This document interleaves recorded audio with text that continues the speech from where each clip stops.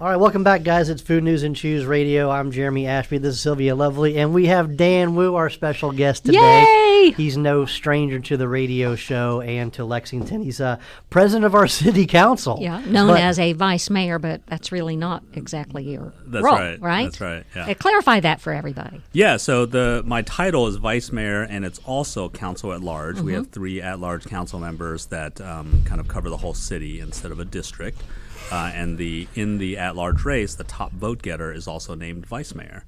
So I'm kind of formally / informally the head of council, but I don't actually work for the mayor or in her office. So it's a little confusing to people. You can almost think of it more like if the mayor is the president, I'm like the speaker of the house, something like that. Yeah, that's right. That's right. And so you take kind of the policies of the council. That's right. And take that on. And what inspired you to, because you were in the restaurant business, I know Chef wants to talk to you about ramen, because that was your most recent, but what inspired you to run? I know, thank goodness you did. Honestly, coming from the restaurant world, I'm maybe a little bit of a glutton for punishment. Yeah, I was going to say. There's definitely that. For me, having been a restaurateur and having been in food for a while, always at the same time, I'd always thought about staying connected with community, doing fundraising, doing advocacy, activism, supporting all the really great organizations we have in town. Because active service is what our industry was about. Absolutely, yeah. And taking everything. Yeah, that's right. And I've never liked the term giving back, because it feels weirdly transactional, and it feels like I've been taking and now I need to give back. Yeah. And that's not how I feel about it. And so more and more I started, thinking about different ways to make the city better, more inclusive, more prosperous. And my goal is always to be impactful. So I've never had a lifelong dream to be a politician or anything like that. So when the opportunity came up that we knew there was an open seat for at-large when our Vice Mayor Steve Kay retired, I was like, okay, this might be an opportunity. And then I asked some friends that I trusted, and they were all like, yeah, this sounds like a good time.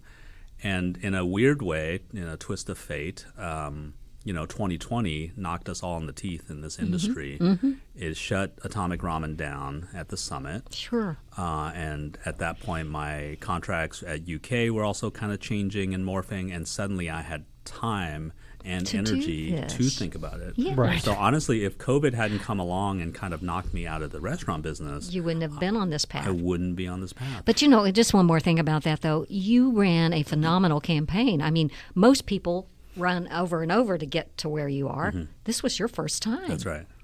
That's amazing. I think that speaks to, how much of a community advocate Dan is. And I'm excited from my position when I saw him start running. We messaged a couple times. I'm like, yes, this is beautiful, because we got one of us, so to speak, kind of probably with a conscious mind about small business, about restaurateurs, about storefront, which is, still the heartbeat of America, in my opinion. So, thanks, Dan, for your service in that aspect. So, broaden our eyes. What issues do you see guys like us, restaurateurs, chefs, facing from the council level?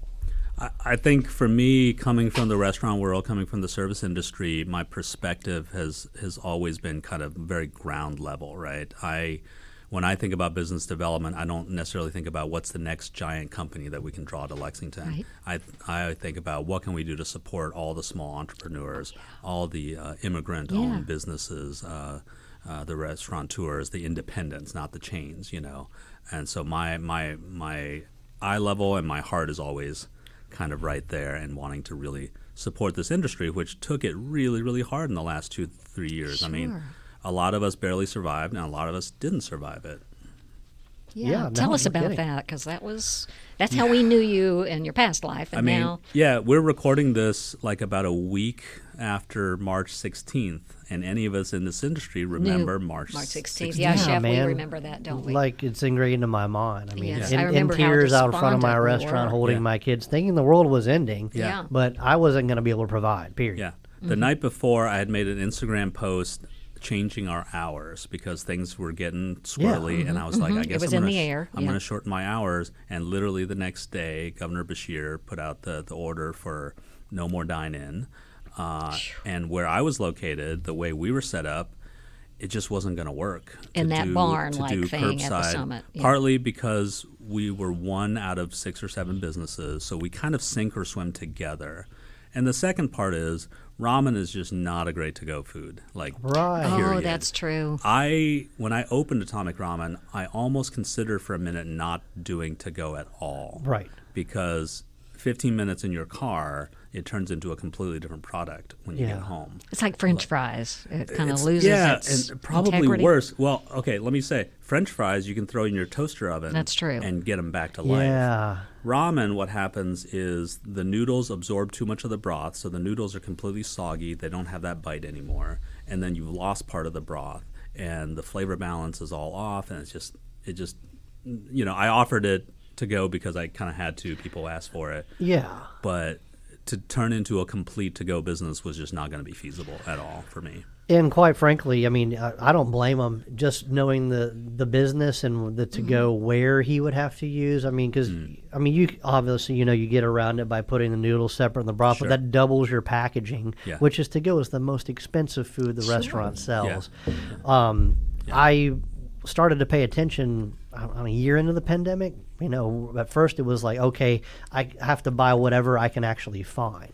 Styrofoam, all these I planet remember killers going and all to that junk. Sam's Club. And Yeah, buying what she they was had. running to Sam's for me, like at opening to see if we could get anything. But you're talking about $2 to $3 in to-go packaging. Sure. And when you're dealing with ramen, which is traditionally a street food, you're talking $10 to $20 depending on it. And that on just top of doesn't add that, up. even if you package it separately, if you cook the noodles first, well, by the time you get it home, it's a clump. It's this glutinous Right. clump. Yeah. If you don't cook it, then you have to give people instructions and trust that they can pull it off. And then you could create bad will if they can't. Exactly. Pull it off, And yeah. if they can't pull it off, it's still my fault. It's your fault, buddy. It's always right? gonna be no your matter fault. what, Yeah, it's still yeah. my fault. So I was just like, I can't deliver a product that that doesn't match what I'm trying to do. When did you officially close? So we shut down the 16th, like a lot of folks, and I told my staff, and it was such a rough couple of months to look your staff in the eye. And when you're a small business, at that time, even with the UK locations, I had maybe 12 employees. That's right. You had the UK location we were too. a small team. Everybody knew everybody. I knew everybody's stories, and nobody could take just being laid off like this. At that time, we didn't know what the benefit situation was and what the unemployment situation was. So I was like, I'm going to help you all navigate through that system. PPP loans hadn't come through. Yeah, we had no idea that was We didn't coming. have any of that stuff. And so it's so hard to have that. I mean, we live with enough uncertainty anyway. But to be able to say, like, well, we're going to close and see what happens. And what happened was finally, I think it was late May. It was like May 25th-ish. And then here, we had been having conversations already with my other friends in the barn, the other business owners. That's right, yeah. So we've had constant conversations. And then after March 16th, we did sit down multiple times and be like, what do we do? Right. And we basically, the majority of us were like, yeah, we can't do Can't this continue anymore. on. Well, you can't. There's the numbers Yeah. don't add up, Yeah. and you can't get the traffic. So that's pretty much. And that when barn everybody- situation, if you guys remember, this is the summit, the large barn. It was called the Food Barn, probably the most exciting food news It that did. I It had made national heard. news. Yeah. First food hall in For Kentucky. yeah, I mean, I was like, this is what big cities have. This is going to offer a lot of diversity. Dan was going to have a shop. And we were We're going to all see lots of local. little pop ups. All local. All local is a great idea, and this thing just completely pulled the rug. Yeah. I mean, food halls were the next big thing. Yeah, and I was in an interesting situation because you had folks like Smithtown and Crankenboom and Athenian, where this was not their first and only location. That's right. Yeah. So they had some ability, and I'm not, saying they had it easy, but they had some ability to kind of contract, Correct. and kind of go back to basics and okay, let's just focus on one location. Whereas folks like me and Whiskey Bear, this was our only It was real your shop. only venues. I had those sort of extensions at UK, but they weren't full-on restaurants. So for me, it was just like, I don't know what to do. And having that UK contract got me through it. The PPP loans got me through it. And then sort of the contracts at UK started to change. I mean, they literally, UK got hit hard too because suddenly like, oh, all the kids are going home. Like, so we ended True. our spring semester early. Yeah. So, I got, I wasn't getting checks after that. And then when we came back for fall, we were to-go only. The number of meal cards or whatever they sold was a lot less. A lot of students left. So my contract got cut, and it just is what it was. It was just like, we'll keep you on, but you're getting paid this now. And I don't blame them for it. It just is what it was. Right. So everything contracted. So at the same time of me sort of thinking about what else can I do to like make the city better, what are my best ways to be impactful. So it's just like this interesting I love that. convergence of just like this stuff is going away, but I have this other thing on the horizon. It just really worked out. Wow. Well, it's kind of That's almost so meant to be, exciting. Dan, in some ways. Yeah. I think we all kind of have those feelings coming out of the pandemic and this was awful. People died a Yeah. lot, Yeah. but certain things changed. Certain things You know, changed, certain and they have things- impacted forever in Right. restaurants, and they're coming through. Some, but I think you have your normal attrition. You're going to have Sure. that anyway. But brought on new challenges. Supply chain then replaced the pandemic, All and the then cost of everything is cost going of up. everything has skyrocketed. I'm finding this in government just from certain projects, capital Yeah. projects that we have that were bid out a year ago and now are 20, 50, 100% more than what they were. It's pretty nuts because I've been a scrambling mess for about the entire year of 2022, just trying to level costs and expenses.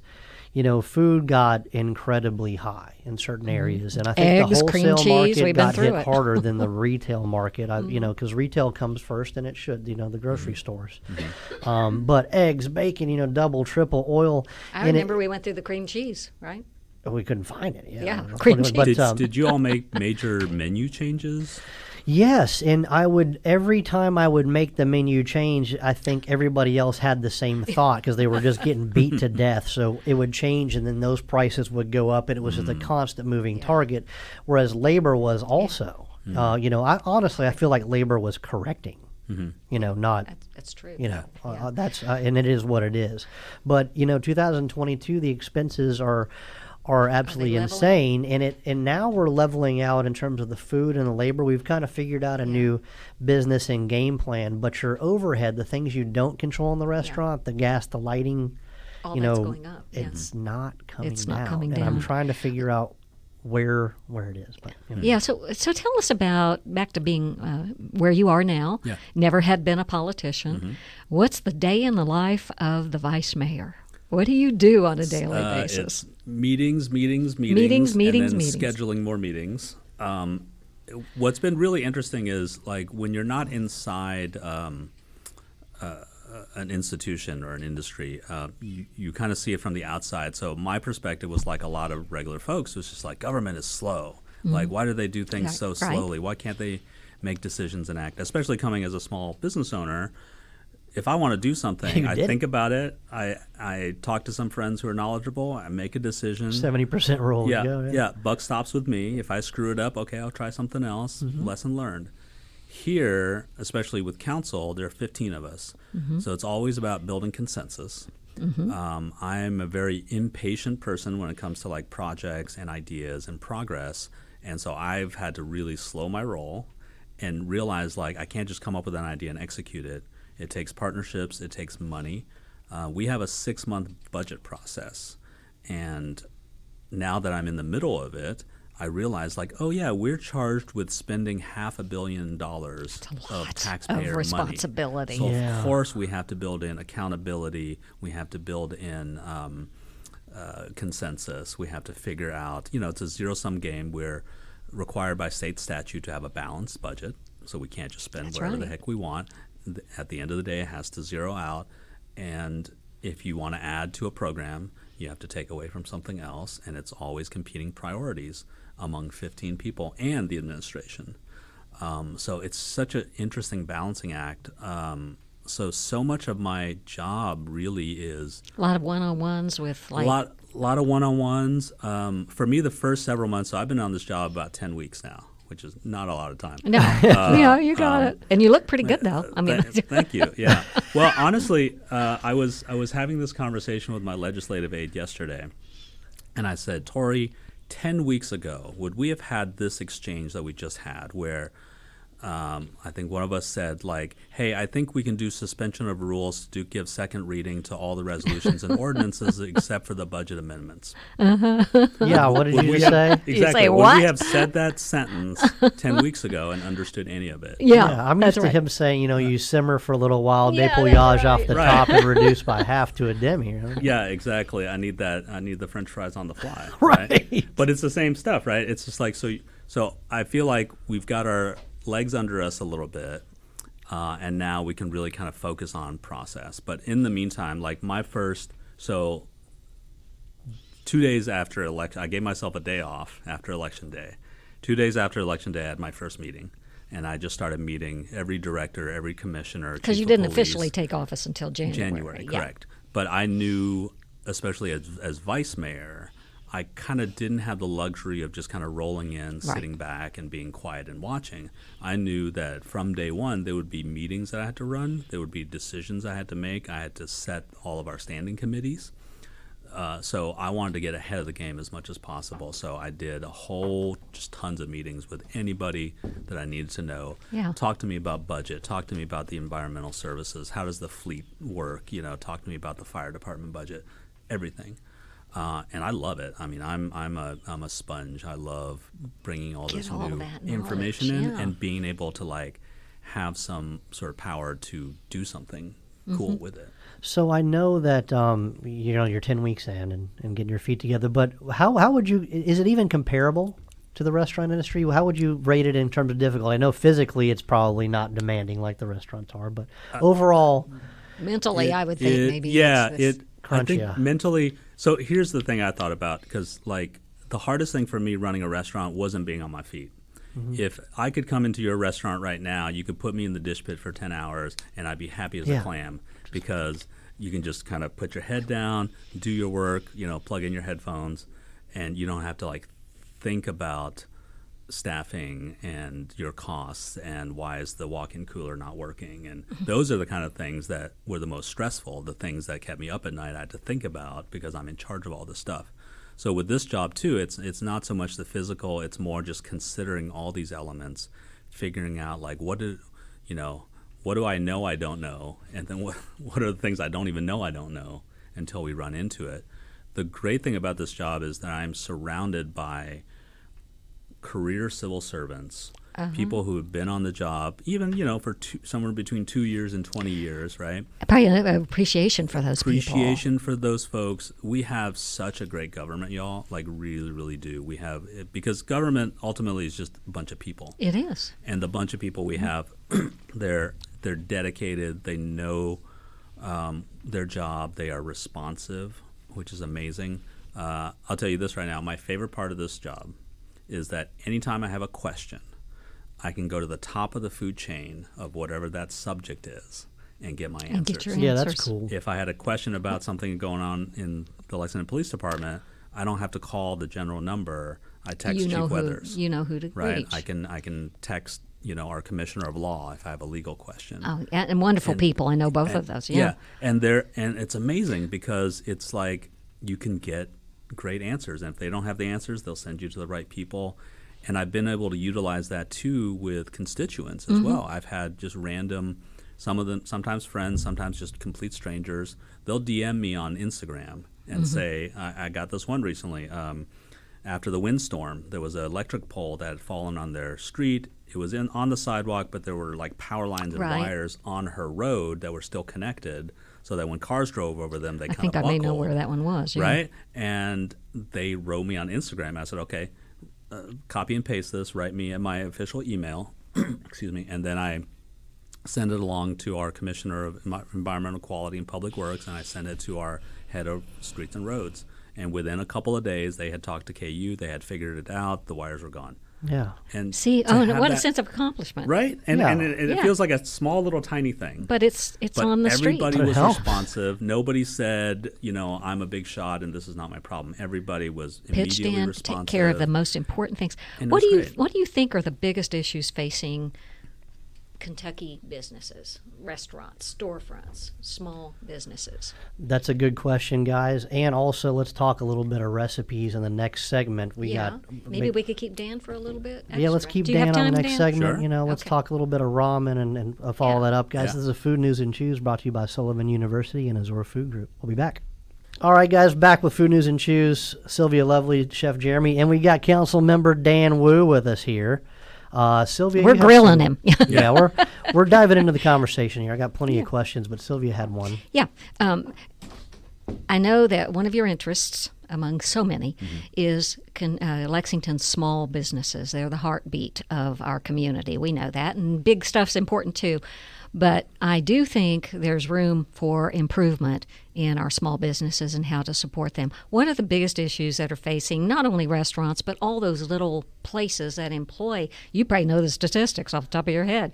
The people, just the day-to-day life of small business. What are we facing? I mean, if the last couple of years of COVID has shown us anything, like the folks that are the independent operators, the mom and pops, not the chains, not the people with publicly traded companies, like these folks have had it the worst because they don't have the stores of savings to get them through these hard times. They're living paycheck to paycheck, receipt to receipt, and so I think the hardest thing right now is inflation has been huge in terms of just driving all the costs of everything up, everything from food to go cups, labor is really, really tough. And this is a really interesting issue that I don't have a great answer for because, there's this whole notion out there that folks are saying like, oh, people just don't want to work anymore.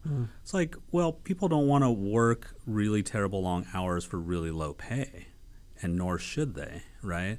And so I think the first year of COVID, first 2 years probably, made a lot of people just kind of open up, especially, I remember reading an article about restaurant workers, how for some of them, this was the first time they had more than 3 days off in a row. And it was brought on Interesting. by being laid off. Yeah. And they never knew what it was like to spend To a live. week, to spend a week at home with their kids. Yeah. And so when things started coming back, they're like, I don't want to come back to this. True. You know what I mean? And so we have to, I don't know what this looks like. There's hopefully greater minds than mine working on this, but we have to find a new paradigm, especially in retail and restaurants. Like, partly is like, I think Americans expect a ton of food on their plate for very little money. Well, how do you do that? If you're McDonald's, you have economies of scale. You control a lot of your own sourcing, things like that. You're paying these low wages. Like, you can make that happen. For an independent restaurant, if you want to pay your employees a living wage, it's hard to be cheap on your price tag. But then people are like, oh, this restaurant's so expensive. It's like, We're not making any money. Yeah. yeah, you're barely sort of eking by. So I feel like to some degree we need almost a cultural shift of like, this is what food is actually worth. Yeah, I think that may be on the horizon, and I think I've been battling with these issues for years and years, and there's things I hate about our industry, and I think the industry is kind of looking at itself as a whole. But we do need the consumer and the American population and population across the world to kind of realize that you're really not paying for the food. You're paying, the education, hamburger gotta educate costs people. different at McDonald's than it does at Azor. For a lot of different reasons, quality, whatever. But overall, the overhead, just the way the business runs, I think that's what we need people to look at is like, I'm going there, and this is what it costs to be there. This is what it costs to have a good time at this place, not what you're paying for the pasta dish or the cream sauce. You can't compare them apples and apples to other businesses. It's you're paying for. I mean, the thing that I always try to remind folks is like, we're in the hospitality industry. I'm going to continue to say we, even though I'm you're in. kind of, You're one of us. Kind of, We'll take you. Yeah, thank you. Back. We're in the hospitality industry. We're not in just the food preparation industry where we're selling experiences. We're selling. That's right. You know. And the other thing that I think is not acknowledged and people don't know is what restaurants have to go through, and every industry does, whether it's a hair salon or whatever it is. There are regulations they have to meet, and those are challenging. I mean, you've got health department rules, Yes. and you get put on that list, and all of a sudden, it's scary when maybe it was just a spoon left out, and or you have just issues that are really. Like I know, and I want to put in a plug for the Kentucky League of Cities. Fabulous organization. I led it for 30 years, but J.D. Cheney is brilliant. And I know that they're advocating for a restaurant tax. Well, everybody goes apoplectic about that, and maybe you too do. But how do you, the policy issues there, or health department regulations and educating people about what all of these things mean. And it's just challenging when you're on the street. Yeah, I mean, I guess from a business owner, whenever government kind of encroaches on what we do, it does seem, oppressive. Right. There are certain things that, small businesses simply just can't afford, especially like a restaurant tax. I mean, where does that come from? We have to figure that out if that comes into effect. And their argument is it brings more business in. Now, is that a valid argument or not? I don't know. I would say, like, what I would love to see is for us to differentiate, because not all restaurants are created equal, right? That's right. And there's a big difference between a McDonald's franchise or an Applebee's and an Azure. You know what I mean? Like, it's a completely different sort of scale. And I don't know if there's a way. I'm not in Frankfurt. I'm thankful not to be in Frankfurt, honestly. But I don't know if there's a way to be able to differentiate between those, because those are two very different entities. They are. And yeah, that's right. And pay of employees, tips, things like that. All of those things are very complex on how you pay your employees, for instance. It's a double-edged sword. Like I said, it feels oppressive, but on the other sense, I almost, as a business owner, am dependent and looking for an answer from government on some regulation, how to do the tipping, how to do wages. The whole tippable position in general is a broken model. They solved it in Europe by paying a living wage and not doing tippable positions, but that doesn't jive here. There's lawsuits about that. And government does have y'all are short on funds always, right? But, maybe having more the ability to be the overseer of the bigger picture and do the research and all of those kinds of things that can lead to solutions, because it's not like we're unique. We're suffering from kind of general things that other people are suffering from as well. Right. And maybe that does, I guess it's kind of what the association business does, but we really don't have that here in this area. Gotcha. Yeah. And We've got Independent Restaurant Coalition, but we don't, sometimes, and I can't remember the other one, the National Restaurant Association. Right, and the Kentucky Restaurant Association. Yeah, and certain who do ones. good work. And I'm not speaking specifically about any of them, but sometimes some of these organizations, they represent the big players. And very often, like Chambers of Commerce and folks like that, they do represent the big players, and all those little players get left out of the conversation because we don't have the lobby, to lobby for, and it's like herding cats, right? It's a lot of independent players who, don't necessarily speak to each other like the CEO of McDonald's and Wendy's might. You know what I mean? One of the things that I have always said, and I'll say this is just me, okay, associations will also tend to just be in Frankfurt because they have to be. I mean, it's like you're under threat, right? When, you might consider it under threat if, you know that some legislation's coming. But what, I would like to see more banding together of our local folks, and with action steps that maybe don't have anything to do with Frankfurt. Maybe they really are just very basic issues like parking. Is that an important thing? And definition of what makes a restaurant successful or not. Yeah, that I would definitely want to see that cohesion and coherence amongst independent restaurateurs, and it's been tried several times. I think the overall problem is during normal business hours, a restaurateur can't get away and meet. And we have a perfect meeting place, but we'll never be able to sit down and never talk to be to on you. Mondays. Just have to be on Mondays, right? So we've talked about enough heavy stuff. Yeah, we need to move on to ramen. I want to talk a little ramen because Yes. Dan's a master at the broth. He's a master at ramen, and we haven't really talked through how to make a good ramen stock. So let's bring up old stuff. Yeah. and let's let our listeners have a recipe on how they're going to build a nice, solid, true bowl of ramen at home within a reasonable amount of time. Yeah. Well, see, that's the balance. Ramen is one of those foods that's really, really hard to get right at home because you don't have the scale for it. You're not going to spend 12 hours making a broth that's going to make you 4 bowls.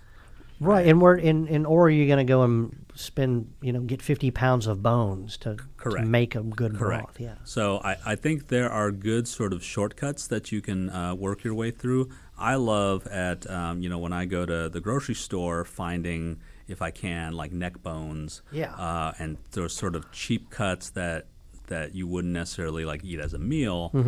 Those are great for broths. Next time you get a rotisserie chicken, save those bones, put them in a Ziploc, throw them in the freezer. Your Thanksgiving turkey.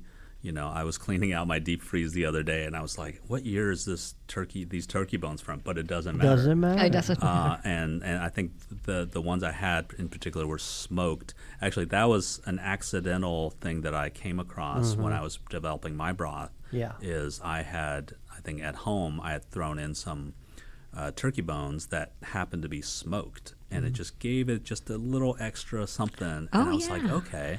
So when I started getting my bones from Marksbury Farm, I was like, can you give me half and half pork bones, half raw, half smoked? And that was a little secret ingredient and just gave it an extra little something. So at the shop, we did about a 12-hour stock. We had a big giant pot. We had a combination of pork and chicken bones, and I think we got these basically like chicken carcasses, frames, basically from. I'm blanking on the name. Oh, of Critchfield or whatever, any of the major companies. The one on Virginia. Marksbury. Virginia? On Virginia Avenue near Limestone. It'll come to me. But anyway, a bunch of bones. We have all your typical aromatics, your carrot, scallion, onions, big old things of garlic. I'm a huge fan of peeled garlic whenever I can. And then we had kombu, which is dried seaweed. We had shiitake mushrooms in there. Ooh, the mushroom adds that umami factor. Yeah. And back to your smoke, I mean, that's a dynamic flavor to add to a ramen broth. You don't typically look for smoke when you're eating a soup, but it really does add a whole other depth and dimension and stratification to it. Like addition of a few strips of smoked bacon or a smoked ham hock could really change the game for you. Yeah, and it's those subtle things where the diner can't identify what the flavor is. They can't put their finger on it. That's Familiar, good. but I don't know what it is. That's the extra piece that makes you stand out. Yeah. It really is. It's just like anytime I'm eating something, I'm always trying to figure out like what's in it, and when I can't figure it out, that's when kind of there's the magic. So I would say, get a big old pot, throw in your old rotisserie bones, your neck bones, whatever.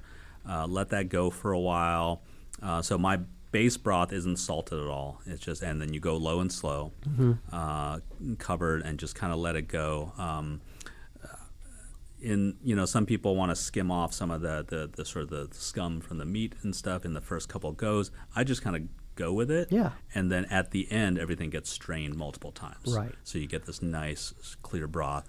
And then, for folks at home, like use what you're going to use that night or the next day, and then save the rest. Put them in like little single quart containers and throw them in your freezer. That way you just reheat one at a time if you're just making soup for one, right? So you don't have to reheat like a big old thing. I love that too. And then this is one of the things I like about what he talked about, leaving some of the fat on, the schmaltz, the chicken fat and stuff like that. After you cool it down, you've got that cap that'll be solidified at the top. Just scrape that off and use it to saute stuff. Like it's not a wasteful thing. Yeah. It's full of flavors that are going to permeate into your dish. Can you use that on something other than ramen noodles? That fat. Yeah, just use it like you would like canola or olive oil in the skillet. It's so good, or just add a little pop. So, do you flavor yours with ginger at all, or is that ginger is in there as well in big old chunks. And do you season it all with soy, or you said you kept it pretty unseasoned? So we did it separately. So traditionally in ramen, you have the base broth, and then you have what's called tare, T-A-R-E, and that's your flavor component. So you would have shoyu tare, which is soy sauce, miso tare, shio tare, which is salt based, and a bunch of other different ones. And so you add a proportion of that to your bowl, to flavor it. So you have the base richness of that chicken and pork broth, and then you add whatever the flavor component is. And it's about just figuring out. So for us, we figured out what the ratio was, and so we would fill, where we're ladling the broth out, there were 6 or 8 quart containers, and then for every one of those, we put in X amount of cups of the tare. Okay. So at home, I think you just season to taste, basically, until you figure it out. And I would recommend, too, like I know most people who cook at home, you just kind of are winging it. But what happens is the next time you do it, you're like, what did I do last time that was so great? That's true. And so anytime you can, like when I do recipe development, I'll have a notepad and I'll write, and you actually write it 2 down. tablespoons of blank, and then I add it and I taste it and be like, nope, okay, 2.5 tablespoons, cross that out. Now it's 2.5.